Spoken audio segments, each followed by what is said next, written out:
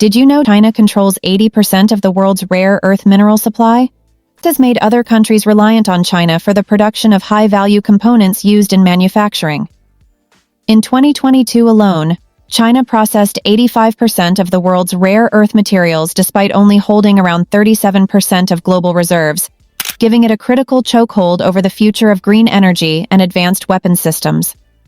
In 2021, China was responsible for over half of the world's steel production, far outpacing the second-largest producer, India, by nearly 10 times. Let's take a global look at its control in percentage terms. China is involved in about 10 to 15% of Australia's mining operations through investment in iron ore, lithium, and coal. In South America, China has a significant influence on lithium mining in countries like Chile, Argentina, and Bolivia, with around 25 to 30% control of mining operations through direct ownership or partnerships, particularly in lithium and copper extraction. China controls an estimated 40 to 50% of mining operations, especially in key countries like the Democratic Republic of Congo, cobalt, Zambia, copper, and South Africa, rare earths and platinum. Chinese firms have invested heavily in infrastructure deals to secure mining rights. For Asia, in regions like Mongolia and Kazakhstan, China controls 30 to 35% of mining activities, focusing primarily on coal, copper, and rare earths. How did China's global dominance in mineral resources get here? In the late 1970s, China, under Deng Xiaoping, began rapid industrialization, which required massive amounts of raw materials. Here, China began investing in domestic mining while securing foreign resources. Between the 1980s and 1990, China focused on these three game-changing steps. Focused on building its mining infrastructure. Developed relationships with resource-rich countries, particularly in Africa, Latin America, and Southeast Asia. Encouraged state-owned companies like China Minmetals to secure mineral rights abroad. One of the critical areas where China took control is rare earth elements, REEs, which are vital for electronics, renewable energy, and military applications. In the 1980s, China recognized the strategic value of rare earths and invested heavily in mining and processing capabilities.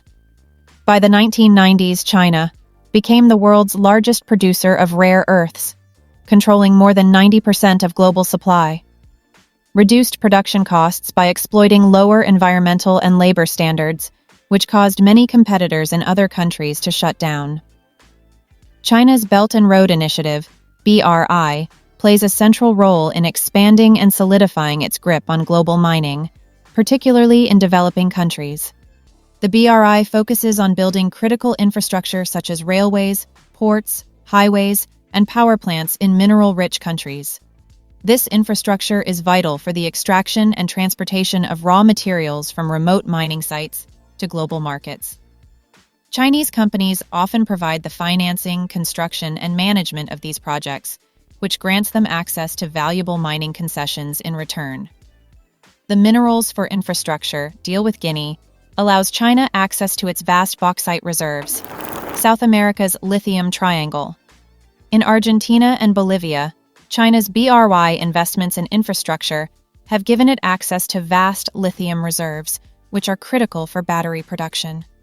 In return, China has committed to building local transport networks and energy facilities.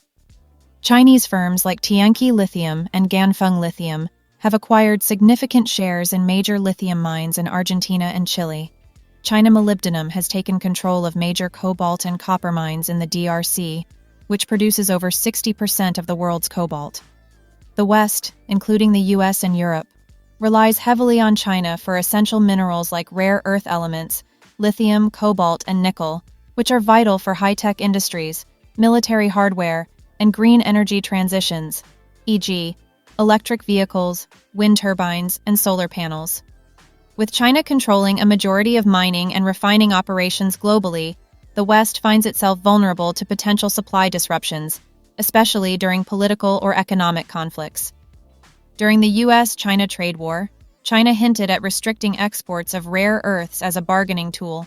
In May 2019, sparking fears in the U.S. about its dependency on China for critical materials. This has led the U.S. to accelerate efforts to reduce reliance on Chinese minerals, creating political friction. The West is particularly concerned about the implications of China's mineral dominance for national security. Many of the minerals controlled by China are essential for advanced military technologies, such as jet engines, missile systems, and communications equipment.